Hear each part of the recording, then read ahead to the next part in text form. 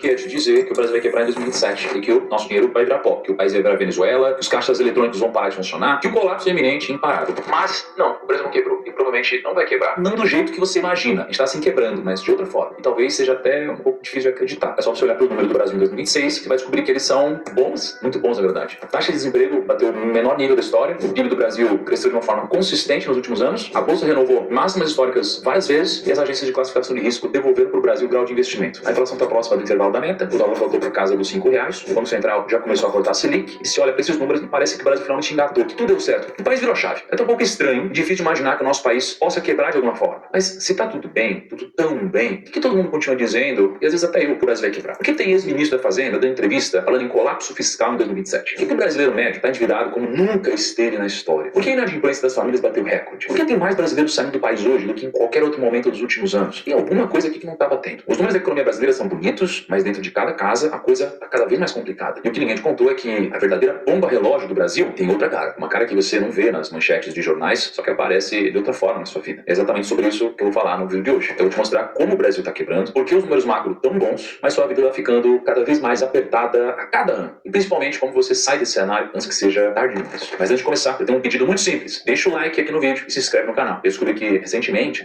mais da metade das pessoas que assistem os meus vídeos não são inscritas. Eu queria muito que você se tornasse parte da comunidade de primos. Superfície tá tudo bem, só que igualzinho no show Truman, tem coisa caindo do céu. Tem holofote caindo, tem incêndio que aparece do nada, e quando você começa a olhar com atenção, a coisa toda começa a ruir. E o que eu vou te mostrar, te engole, a gente acredita. Na superfície tá tudo bem, só que igualzinho no show Truman, tem coisa caindo do céu. Tem holofote caindo, tem incêndio que aparece do nada, e quando você começa a olhar com atenção, a coisa toda começa a ruir. E o que eu vou te mostrar agora é como esse cenário todo foi construído tijolinho por tijolinho, desde 1988 até hoje. Pra começar, eu preciso te levar lá pro dia 5 de outubro de 1988, mais especificamente para um dos lugares mais importantes do Brasil. Eu tô falando de Brasília. Naquele dia, um cara chamado Ulisses Guimarães levantou a Constituição recém-promulgada e disse, na frente das câmeras, esta será a Constituição cidadã. E é uma promessa bonita, né? Educação, saúde, previdência, direitos sociais e salário mínimo digno para todos. Tudo muito lindo no papel. Só que teve um pequeno detalhe que ninguém na época notou, um detalhe técnico escondido nas entrelinhas, que mudaria toda a história do Brasil nos próximos 40 anos. A Constituição...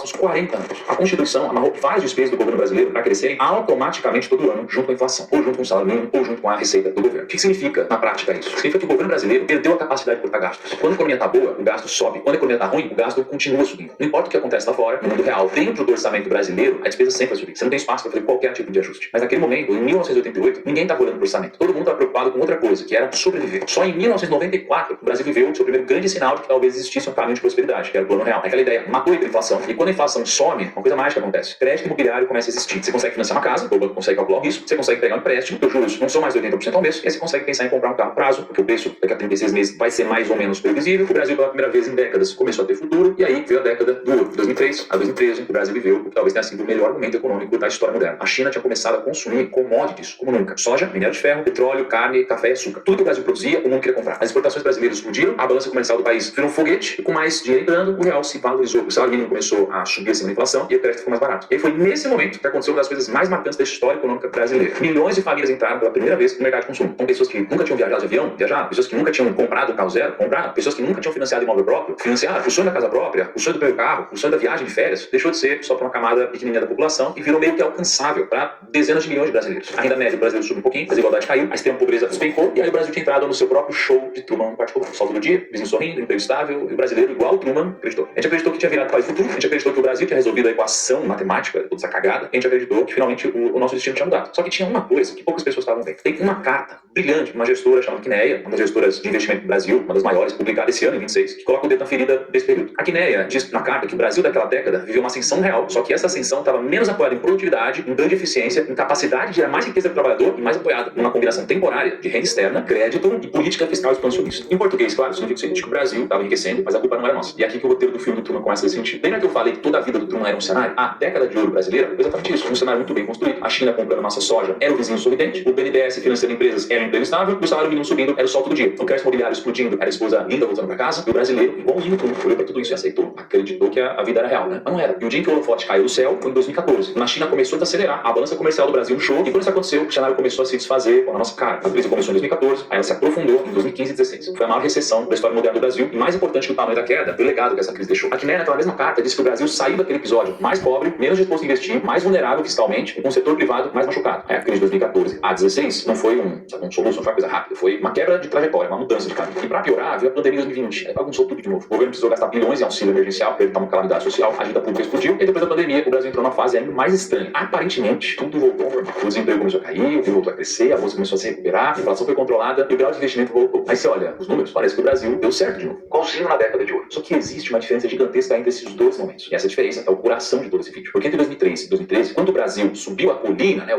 tudo bem, o salário do brasileiro estava subindo, a renda real das famílias estava aumentando. E de 2017 para cá é diferente. Aqui o Brasil parece estar bem em números, só que o brasileiro não. Deixa eu mostrar com dados. Segundo os dados oficiais do Banco Central, o endividamento das famílias em relação à renda praticamente dobrou desde 2000. Hoje está em recorde histórico. E olha o que é mais perturbador ainda. A inadimplência das famílias está subindo, mesmo com o desemprego nas mínimas históricas. Isso é algo que historicamente não acontece. Pensa comigo. Em ciclos anteriores, sempre que o desemprego caía e o salário subia, a inadimplência caía junto. Mais gente trabalhando, mais gente pagando contas em dia. Mas não está funcionando assim mais. E essa quebra do padrão é o sinal de que alguma coisa lá embaixo mudou. O brasileiro está trabalhando, está empregado, só está afundado em dívida. Por quê? A resposta está no lugar simples. O custo da vida adulta no Brasil disparou. Você tem noção? Há pouco mais de uma década, um carro popular custava mais ou menos 17 salários médios brasileiros. Hoje o mesmo carro custa mais 25 salários médios. O preço do plano de saúde subiu acima da inflação ano após ano. A escola particular subiu acima da inflação. O aluguel explodiu. O preço dos imóveis triplicou em valor real entre 2004 e 2014, enquanto o salário mínimo no mesmo período subiu muito menos. O que era padrão de classe média virou luxo, mas não no sentido de extravagância, mas no sentido de que não é mais acessível. E aí o brasileiro faz o que dá. Ele estica o cartão de crédito, pega empréstimo, renegocia a dívida, ele vai empurrando. É por isso que, mesmo com emprego, ele está endividado, porque a renda dele não está acompanhando o custo de vida. O brasileiro médio não está mais tentando subir, e em muitos casos o objetivo é só não descer. E aí esse é o resumo da nossa década. E aqui é onde o cenário do Truman fica maluco, porque por cima tá tudo bem, mas por baixo a sua vida tá ficando ano após ano mais apertada. Tudo que você precisa comprar para ter uma vida adulta minimamente normal ficou muito mais caro, não ficou? Inclusive, deixa nos comentários se você tem sentido isso de alguma forma no seu bolso. Porque essa é uma quebra silenciosa. Você não acordou no dia em que o Brasil quebrou, você acordou todos os dias por anos descobrindo que mais alguma coisa tinha saído do seu alcance. Só que eu quero te mostrar mais um número. E esse é o que me parece mais preocupante de todos. Mais ou menos um quinto, ou seja, 20% da renda total das famílias brasileiras hoje vem do governo. E isso aqui em forma de transferências. Então, Bolsa Família, aposentadoria, salário do servidor, benefício de tudo que é tipo, 20%. E sabe quanto é esse mesmo número no México, por exemplo? 14%. Na Colômbia é 15%. Ou seja, o brasileiro depende muito mais do governo para fechar o orçamento do que vários outros países. Isso explica uma coisa muito importante. Se eu ouvi falar bastante daquela ideia de diminuir o Estado, ou o governo é grande demais. Tá certo, mas tem outro lado da mesma moeda. Nos últimos 40 anos, o Brasil se acostumou a depender do Estado. E é por isso que cortar gasto público é tão difícil. Porque cortar gasto não é um botão. Cortar gasto é dizer para um aposentado que ele vai ganhar menos. É dizer para uma família que recebe Bolsa Família que o programa vai diminuir. É dizer para um servidor público que o salário não vai ser reajustado. E nenhum político em ano eleitoral consegue fazer isso. Nenhum. Então o gasto continua subindo, a dívida continua subindo, os juros continuam subindo, e o brasileiro, no fim, continua pagando. E se você acha que a situação não poderia piorar, você está enganado. Deixa eu te apresentar um personagem da nossa história que merece um capítulo, uma parte do vídeo aqui só dele. Você lembra aquele momento do filme do Truman em que o holofote cai do céu e ele começa a desconfiar que tá do rato? No mundo real, no nosso mundo, tem pessoas que olharam para esse Brasil e fizeram a conta. Tem pessoas que viram o holofote cair, viram árvore na estrada, viram incêndio surgir do nada e passaram a acreditar que tinha algo de errado. Uma dessas pessoas se chama Maílson da Nóbrega. E provavelmente você não conhece ele, mas ele foi ministro da Fazenda do Brasil uns 40 anos atrás. Nas palavras dele, se nada mudar, o orçamento brasileiro vai entrar em colapso em 2027.